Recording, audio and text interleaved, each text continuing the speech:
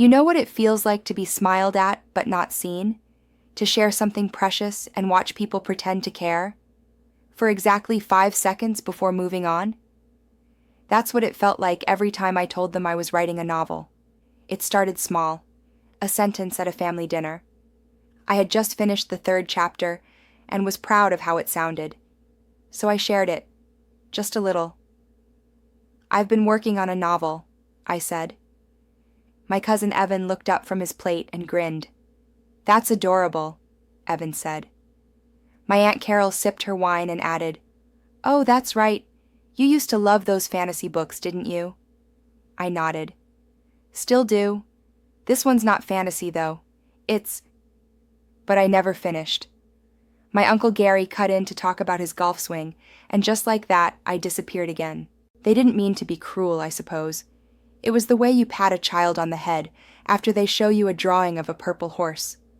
That's nice, sweetie," before moving on to adult things. Except I wasn't a child anymore. I was 27, working 2 jobs, and somehow finding time at night to pour everything I had into this book, into characters that breathed and broke and mattered. But to them, it was a cute little hobby.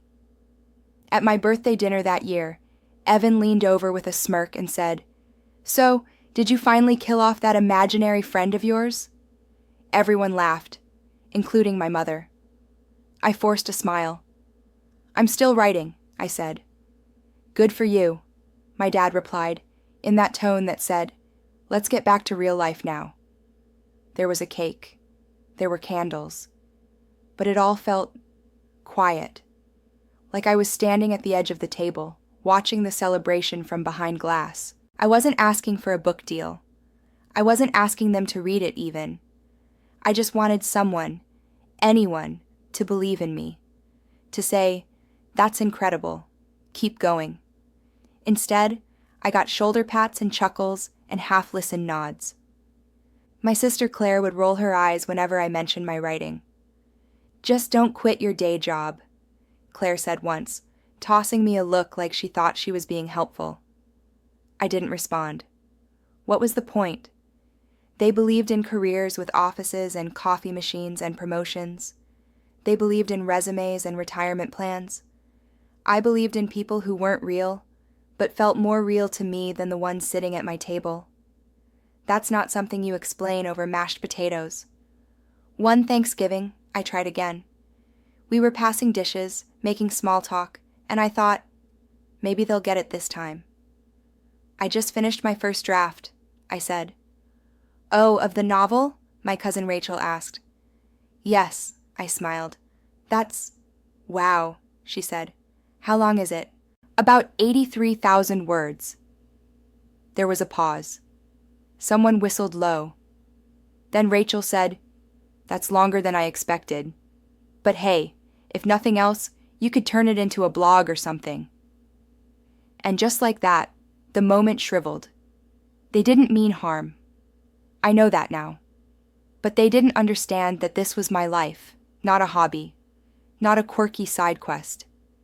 This was the thing I woke up thinking about, the thing that kept me going through every shift at the diner, every freelance proofreading gig, every lonely Saturday night. They called it a phase. I called it survival. Even my parents, who I know loved me, never asked about the story, never asked what it was about, never said they were proud. They'd beam when my brother got a promotion, toasted when Claire bought her second car. But when I said, "I submitted a manuscript to an agent," they blinked like I'd said I'd started knitting hats for birds. It wasn't just about being ignored, it was about being erased. At dinner tables, my voice was a comma between louder sentences. At birthdays, my dreams were punchlines. And still, I wrote. Not because they believed in me, but because I had to. Because the stories in my head deserved more than silence. Because every time someone laughed, I felt fire in my chest and fingers on a keyboard. They say art is born from pain, but mine was born from being invisible. And if I couldn't be heard at the table, I'd write a table of my own, with characters who listened, who hurt, who spoke. and eventually, characters who looked a lot like the people who laughed. I've been writing since I was 9 years old. Not because someone told me to, or because a teacher said I was good at it, but because it was the only place I ever felt like my voice mattered. In my house, silence was a luxury, not a gift, a competition. I had 2 older siblings, Claire and Jason, and they had the volume of a marching band. At dinner, Jason would talk about sports. Claire would complain about school. I'd open my mouth to say something, anything, and someone else would cut in. If I said, "Guess what happened at recess today?" Claire would roll her eyes and say, "Not another one of your weird stories." My mother would chuckle and say, "Let her finish." But by then, the moment had passed. The subject had changed. My voice, forgotten. So I started writing instead. At first, it was just scribbles in the margins of my homework. Then it became full stories, little mysteries or dramas written in pencil and folded into my math book. I'd write on napkins, on the back of receipts, on whatever I could find. Eventually, I got a journal. It was pink with a cheap little lock and a gold ribbon down the side. I named it Cleo. I don't know why, but Cleo never interrupted me. "Dear Cleo," I'd write, "today Claire told me I'm weird, but if I were a character in a book, I'd be the one with secret powers." That was the thing about writing. No one told me I was too quiet. No one laughed. No one told me to speak up or slow down or stay in my lane. The page just listened. By middle school, I had stacks of journals hidden under my bed, each one filled with scenes, some made up, some too real. Arguments I'd never dared to have. Victories I hadn't yet earned. While my siblings played sports, I stayed home and wrote. While they made friends and joined clubs, I got lost in books. I wasn't popular. I wasn't loud. But in my stories, I was all the things I couldn't be in real life. Strong, heard, whole. My dad once said, "You spend too much time in your head." And maybe he was right. But it was safe in there, and it was mine. In high school, the pressure to choose a real career started. Claire was already talking about law school. Jason wanted to go into finance. I wanted truth, perspective, a story that mattered. At career night, a guest speaker asked me what I wanted to do. "I want to be a writer," I said. He raised an eyebrow. "That's a tough path. You sure you don't want to look into journalism? At least there's a paycheck." I nodded politely, but I didn't want journalism. I wanted fiction. I wanted to create something out of nothing and make someone feel like they'd been seen. I started working after school, retail jobs, tutoring gigs, babysitting, to save for college. My parents supported me in the "as long as you pay your way" kind of way. They loved me, but they didn't understand me. When I told my mom I wanted to major in creative writing, she blinked. "Oh, honey," she said, "you're such a sweet girl. But are you sure that's practical?" "Maybe not," I said. "But it's mine." She sighed. "Just promise me you'll have a backup plan." I didn't, but I promised anyway. In college, I was still the quiet one. I didn't go to parties, I didn't join clubs, but I wrote, every day. I'd sit in the corner of the library for hours, headphones in, typing furiously. The world faded, characters formed, dialogue flowed. And in those moments, I wasn't invisible. I wasn't the awkward one, the soft-spoken one, the girl who everyone thought would grow out of her weird little hobby. I was alive, commanding, in control. I knew I wouldn't be the girl with the perfect LinkedIn page, or the one whose family posted graduation photos with hashtags like #FutureCEO. But I didn't care. While others chased titles, I chased voice. I learned to carry a notebook with me everywhere, because inspiration came like rain. It didn't wait for permission. Some of my best ideas came while riding the bus. Once, an older woman dropped her purse and muttered, "It's always something." That line ended up as the opening sentence of a chapter I still think about. That's the magic of writing. You see things others don't. You hear what people don't mean to say. And when you've spent your whole life being talked over, you learn to listen better than anyone else. I stopped trying to get them to understand, stopped waiting for applause or approval. I knew they'd never fully get why I stayed up till 3 a.m. to rewrite one paragraph, or why I cried over fictional characters like they were real. That was okay, because the page got it, every single time. By the time I graduated college, I'd written 3 novels. None of them were any good, but I loved them like they were mine, because they were. Of course, no one in my family knew that. To them, I was just still trying that writing thing, the way someone might still be trying veganism, or yoga, a phase, a personality quirk, something to age out of. I didn't argue, I just kept writing. After graduation, I couldn't afford to sit still, so I took 2 jobs, day shifts at a bookstore downtown, night shifts waitressing at a little bistro where the tips were better than the pay. My feet hurt, my back ached. I missed meals, missed sleep, missed birthdays even. But I didn't miss a single night of writing. I'd get home around midnight, toss my apron in the laundry, microwave leftover rice, and sit at the tiny desk wedged into the corner of my studio apartment. And then I'd write. It wasn't glamorous. My chair squeaked, the ceiling leaked. My only fan was a box fan, literally, a box fan. But I kept going. The first time I submitted a manuscript to a publisher, I waited 4 months for a reply. When it came, the email started with, "Thank you for your submission, unfortunately." I cried for 10 minutes. Then I opened a new document and started editing. That rejection was the first of many. Some were polite, some were cold, some didn't bother to reply at all. But each one taught me something about the industry, about my voice, about how much I wanted this. I wrote, rewrote, deleted entire chapters. I changed characters, changed endings, changed tense. Every night, I chipped away at the marble of my messy drafts, hoping something beautiful was inside. And all the while, my family kept laughing.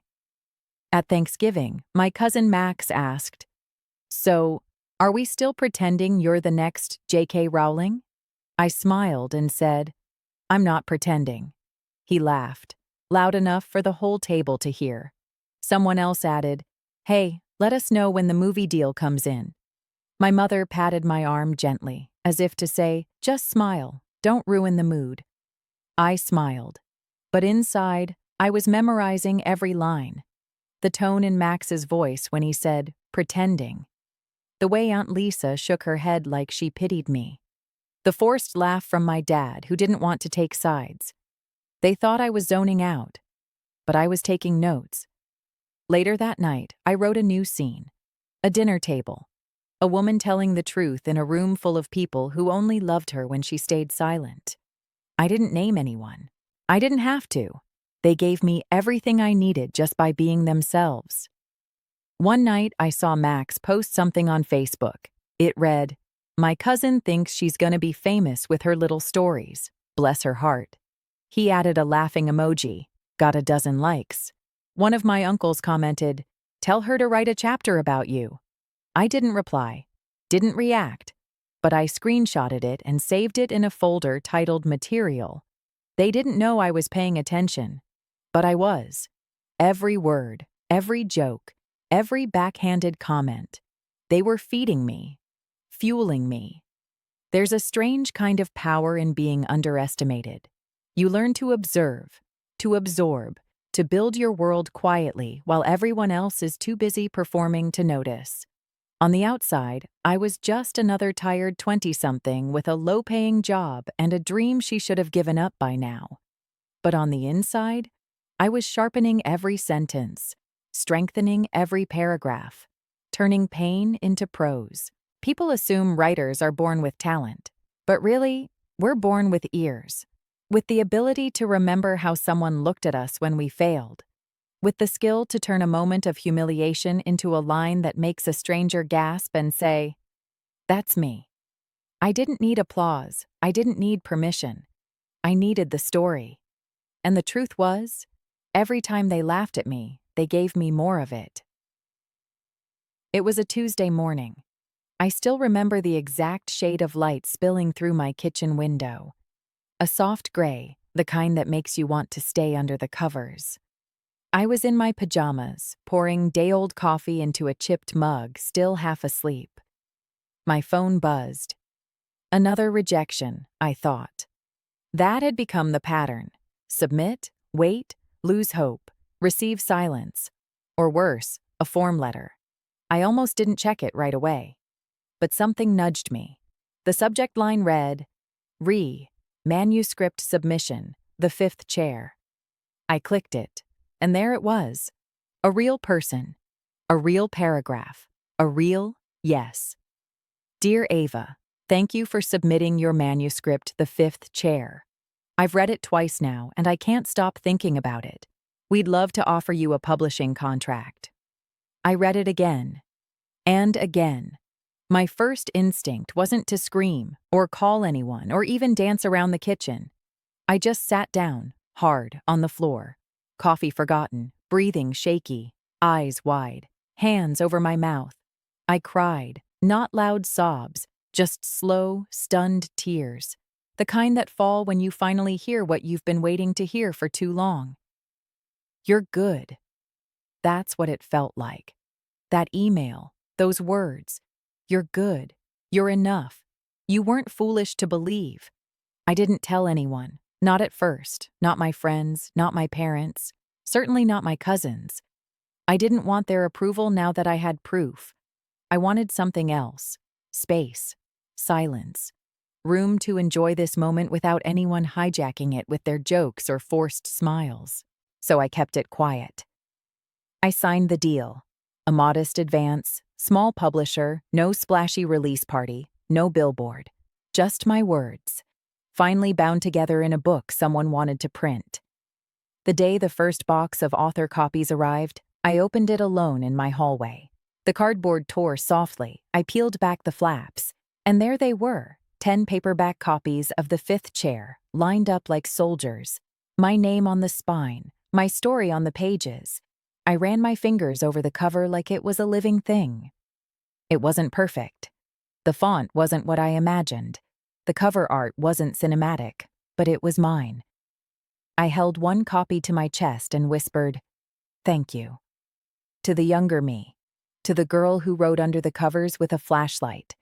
To the woman who came home tired from double shifts and still sat down at the keyboard. That was who I was thanking. I didn't post about it on social media. I didn't even send an announcement to my family. Instead, I let the book speak. The publisher listed it quietly, like any other debut. A few local indie bookstores picked it up. A reviewer from a literary blog found it. Wrote, "Piercing, personal, and unforgettable. Ava's prose carries the weight of real experience without ever feeling heavy.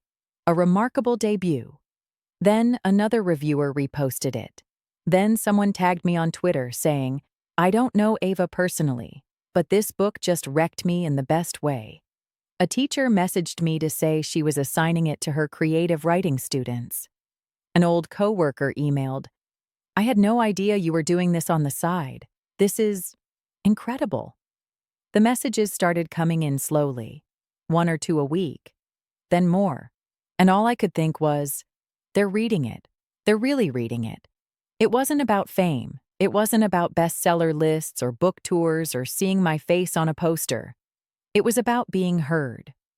For the first time, my story wasn't sitting in a folder on my laptop. It wasn't tucked under a bed. It wasn't laughed off at a dinner table. It was in someone's hands, on someone's nightstand, inside someone else's heart. That was enough. One day, while restocking books at the store I still worked at part-time, I found The Fifth Chair sitting quietly on the shelf. Not because I'd placed it there, because someone had requested it. I ran my fingers across the spine. Didn't cry. Didn't take a picture. Just stood there. A customer nearby said, "That's supposed to be a really good one." I smiled and said, "Yeah, I've heard that too." That night, I walked home in the rain. No umbrella, just my coat and my thoughts. No one in my family knew yet, but soon they would. And they wouldn't just read my name in the byline. They'd recognize the dialogue, the turns of phrase, the characters who sounded a little too familiar. But that moment hadn't come yet.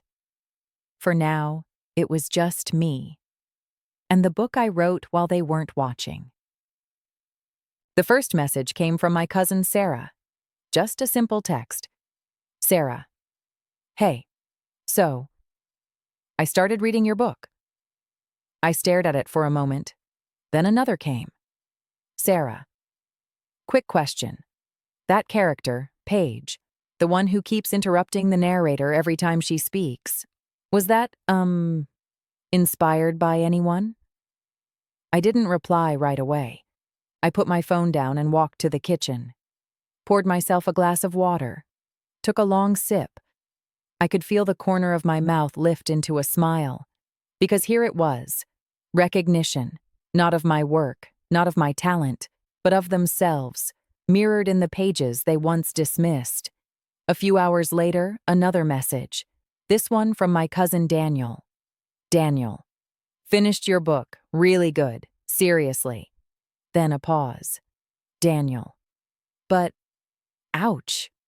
I laughed, softly to myself. Not cruelly, not smugly, just deeply. The way you laugh when the universe ties a bow on something you thought would never make sense. That night, the emails started trickling in, not from strangers, from family. Uncle Mark. Hey Ava, I just started the 5th chair. Noticed a few familiar dynamics in there. Haha. Hope I'm not the uncle with opinions character. Natalie, my sister. So, I finished your book. It's good. Like, really good. But can I ask something? The character who says, writing isn't a real job? Did I actually say that once? I didn't answer the question. I responded, me. I'm glad you liked the book. Because that was enough. That was more than enough. They wanted confirmation. They wanted to know if they had been sketched, shaded, immortalized in ink. But I wasn't offering comfort or denial. I was offering silence. The same silence they gave me every time I said I was a writer, and they changed the subject.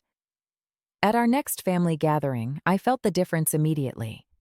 They were watching me differently. Less teasing, more caution. Someone brought a pie, and my mom said, Ava, you've got to try this, unless you're planning to write about it. Everyone laughed a little too hard, a little too forced, but I just smiled and said, you never know what might end up in a book. They chuckled nervously after that. I sat across from my uncle, who once said at a barbecue, it's cute you're chasing the artist's dream, but at some point, you've got to grow up.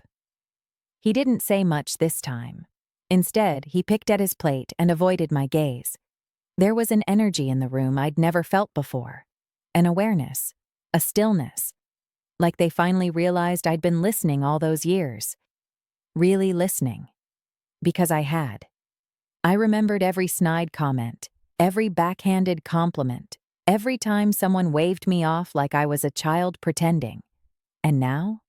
Now they were combing through every page of the 5th chair like it was a mirror, and they weren't sure what would be reflected back. One night, my cousin Melanie called me, the one who once made a whole toast at a family party about how Ava thinks she's the next Virginia Woolf. She sounded different this time. Melanie, I finished your book. Me. Thanks for reading. There was a pause. Melanie. That chapter, the one where the family forgets the narrator's birthday but still expects her to show up with gifts for everyone else, that hit kind of hard. I let the silence stretch. Melanie. I mean, it's just a story, right? Me. Is it? Another pause. Melanie. Anyway, it was beautiful. Really. I'm proud of you. I could hear the question hanging behind her voice. I didn't answer it. I didn't have to. They wanted to know if I had written about them. But the real question was why they were so sure I had. What were they recognizing in the dialogue? The habits? The moments? Why did they feel exposed? Maybe because deep down, they knew the truth. They had underestimated me, dismissed me, mocked something I held sacred, and I hadn't fought back. I'd simply remembered. I never called anyone out by name. I never quoted directly. But the truth has a way of finding its way through fiction, doesn't it? Even if it's wrapped in metaphors. Even if the names are changed. You can feel it when it's about you. And they did. Over the following weeks, I received more messages from extended family, friends of the family, people who had been in the periphery for years. Aunt Julia. I saw myself in more than one character. Not proud of that, but I needed it. Thank you, family friend Carla. I always thought you were too quiet. Now I get it. You were watching, processing, writing. I hadn't written the book to shame them. I'd written it because it was the only way I knew how to process what they never gave me the space to say out loud. My art wasn't revenge. It was record keeping.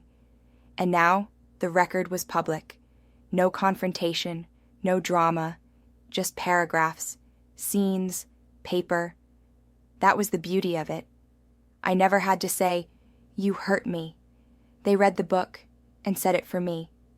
And I said nothing. Just smiled softly when they looked at me with wide eyes and nervous laughter. I'd earned that silence, and I wasn't about to give it up. It started with a selfie. My cousin Danny posted a picture on Instagram holding up my book with a grin like she'd won something. She based the main character on me, Danny wrote in the caption. Told you I always had that flair. I stared at the screen for a long time. Not angry, not even surprised. Just amused.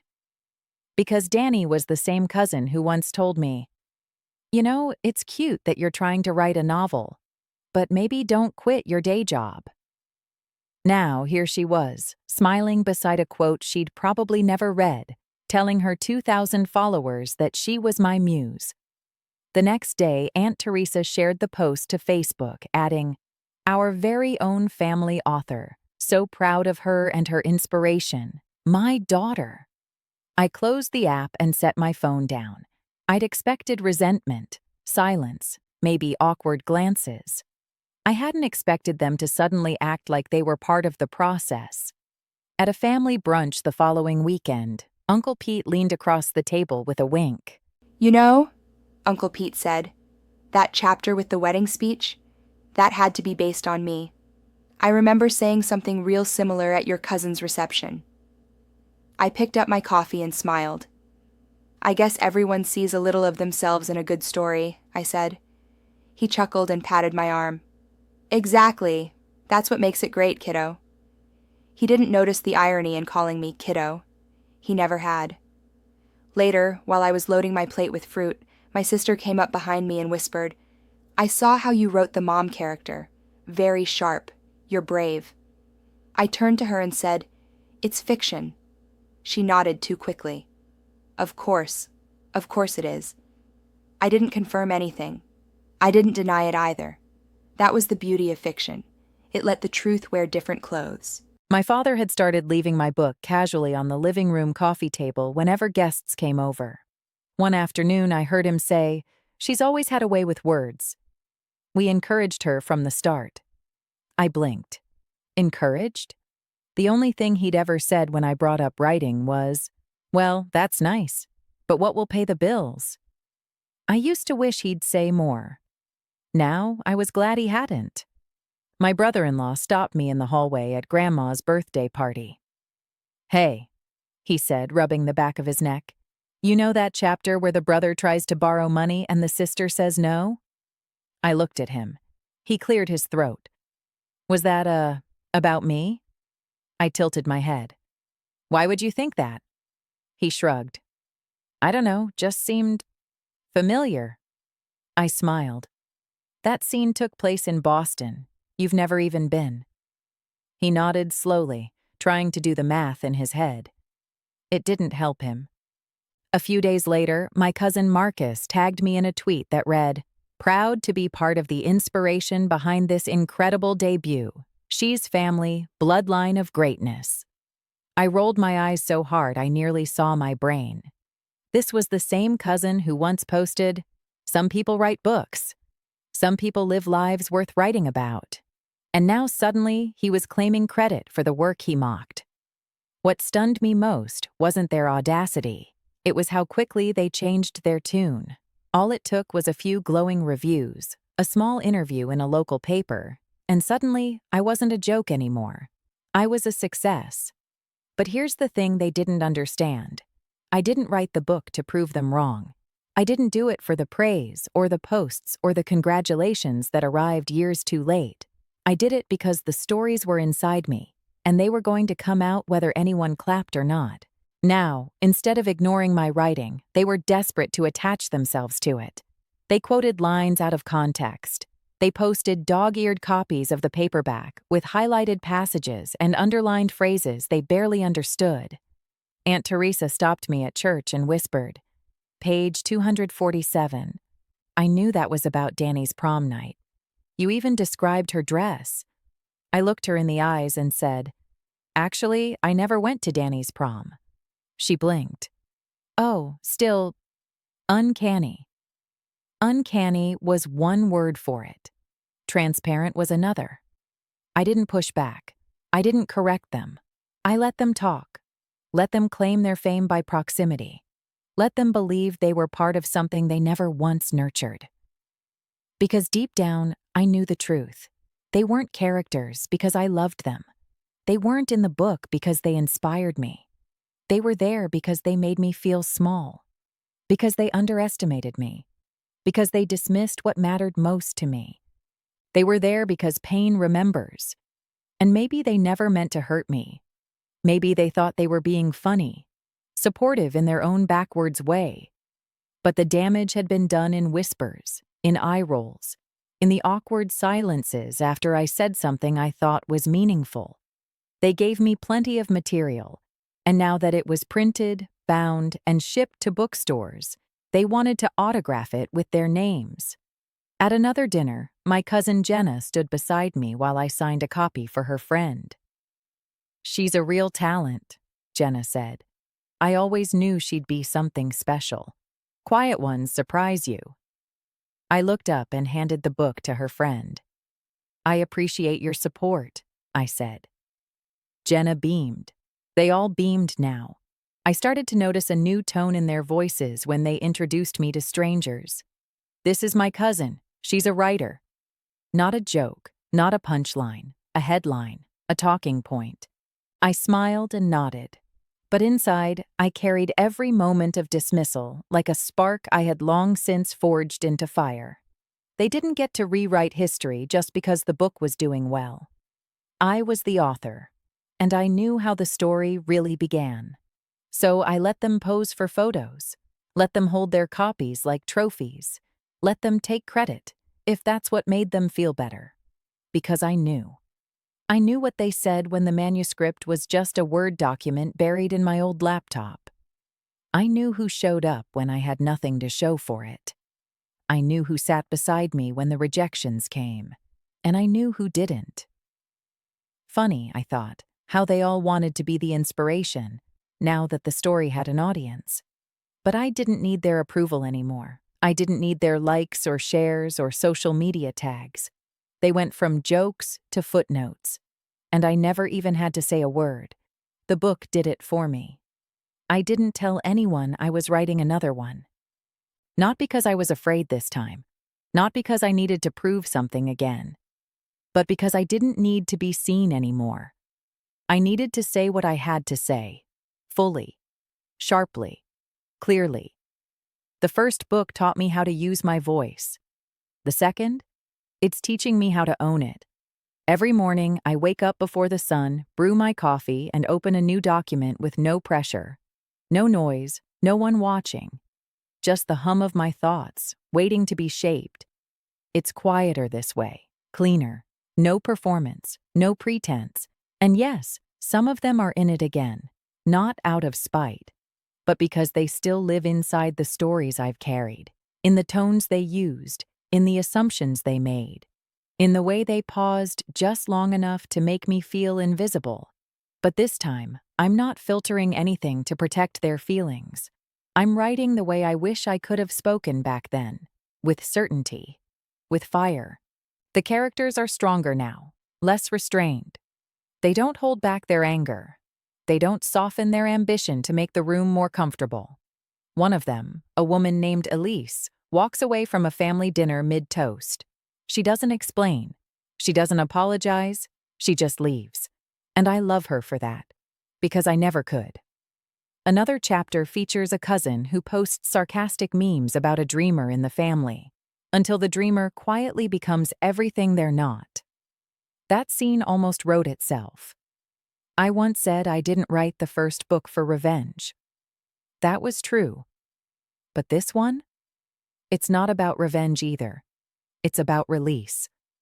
There's power in the silence I now hold. The same family that once rolled their eyes now watches their words when I'm around. They ask questions like, "How's the writing going?" And, "Is this one going to be, a little softer?" I smile and sip my coffee. "It'll be honest," I say. And they nod, because they know what that means now. A few months ago, Aunt Teresa messaged me late at night. "Can I ask something?" she wrote. "That scene at the lake house. That wasn't about your uncle, was it?" I typed and deleted a dozen replies before settling on. "What made you think of him?" She never responded. That's the thing about writing honestly.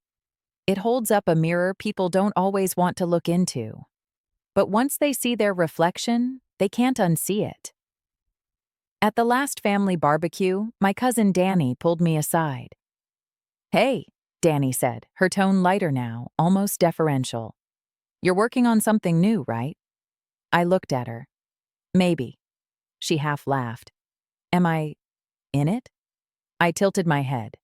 "Why? Do you think you should be?" Danny blinked. "No, I mean, not necessarily. I write fiction," I said. "If someone sees themselves in it, that's their interpretation." Danny nodded quickly. "Right, totally. Just curious." I left it at that. I don't owe them explanations. That's the beauty of becoming someone they can't define anymore. They used to decide who I was. Too quiet, too sensitive, not realistic enough.